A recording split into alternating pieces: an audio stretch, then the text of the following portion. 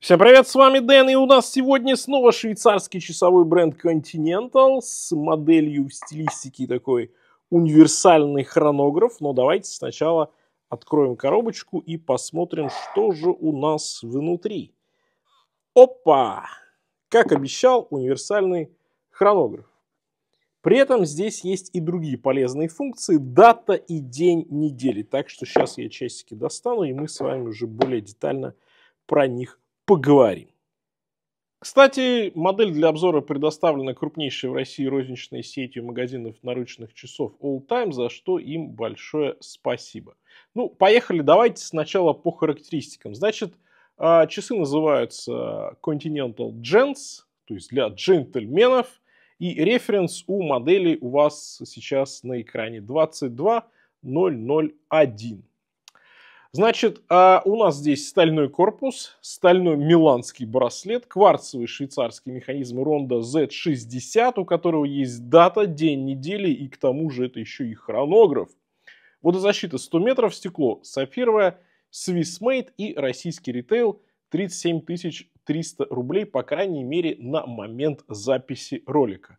Ну и что касается размеров, 43 у нас диаметр. Высота 11,5, по браслету 22, так что можно ставить сторонние ремешки легко и непринужденно.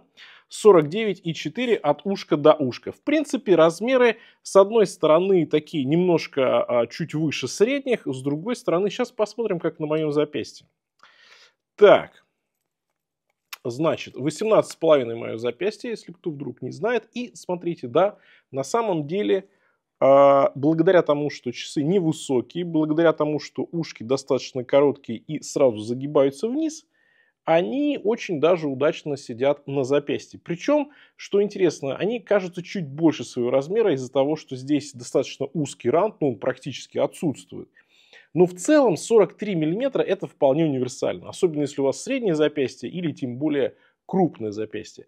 К тому же не забываем, что здесь достаточно такой богатый функционал, поэтому когда у нас богатый функционал, то обычно немножко крупнее циферблат и с точки зрения читаемости правильно, если он побольше выглядит. Да?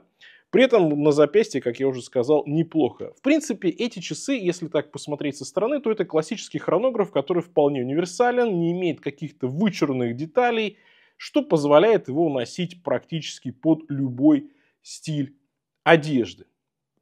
Калибр Ronda Z60 был, кстати говоря, представлен в 2013 году. У него неплохой функционал. Помимо того, что здесь есть часы, минуты и также секундная стрелка, которая находится между отметкой 1 час и 3 часа, да, здесь вот в манеже, причем гармонично манежи располагаются. Также имеется хронограф, он 30-минутный и две стрелки, то есть центральная стрелка, давайте запустим, центральная стрелка у нас пошла, и хронограф начинает отсчитывать секунды.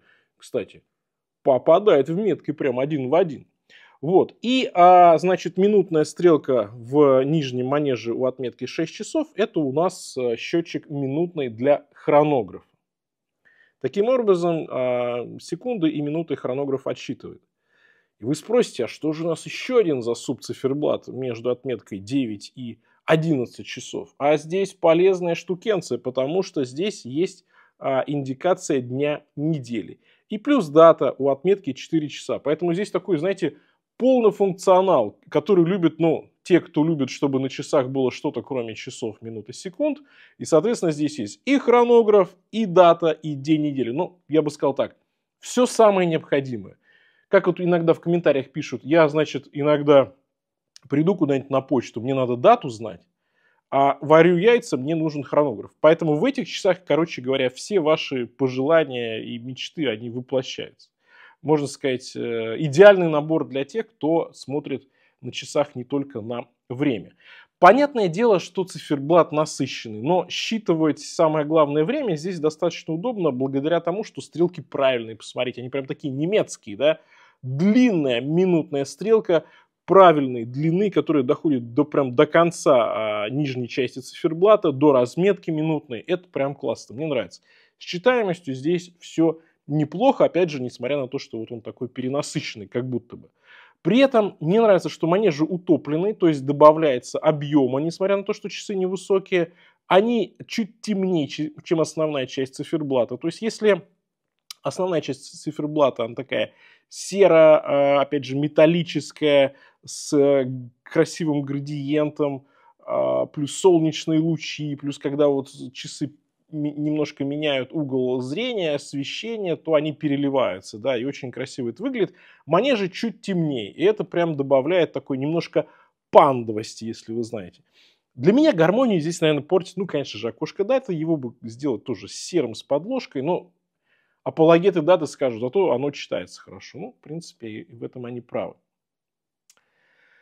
А что касается отделки, то здесь сочетание зеркальной полировки и сатинирования. Рант с зеркальной полировкой, верхняя часть по ушкам тоже зеркальная. Причем рант такой двухсоставной, да, он такой немножко с изгибом идет. И сатинирование по боковой части корпуса. В целом по отделке здесь все окей, особенно с учетом цены за эти часы. Ну, я бы сказал, что это характерно, в принципе, для всех моделей бренда. А эти часы идут как на миланском браслете, так и на ремне. Я, конечно же, рекомендую в базе брать браслет. Ну, потому что, смотрите, неплохо смотрятся они именно на браслете. Вот, и как раз в этой расцветке, когда у нас такой серый, солнечные лучи, и, опять же, они так перекликаются с миланским браслетом. Браслет сам по себе очень даже приличный, очень приятный, мягкий, гибкий. Здесь нет каких-то острых граней.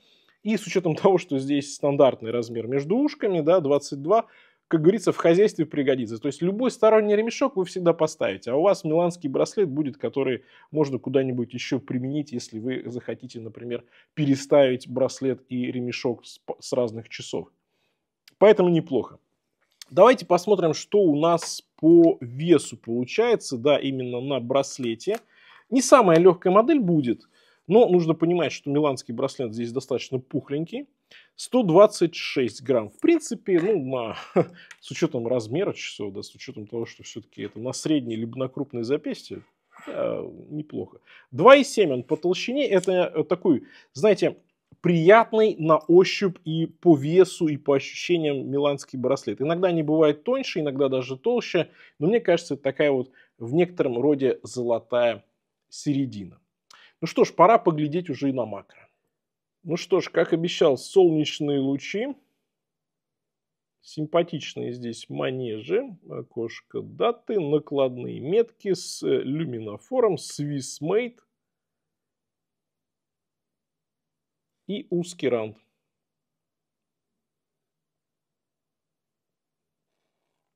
Ну и приятненький такой миланский браслет. Ну и, собственно, что же, время подводить итоги и сбросить уже хронограф в ноль. Опа.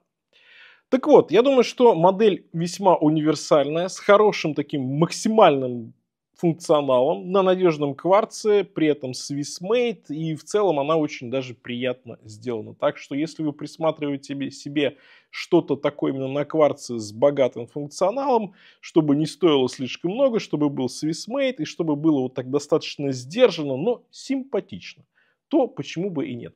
На этом у меня все. Всем пока. С вами был Дэн. Увидимся.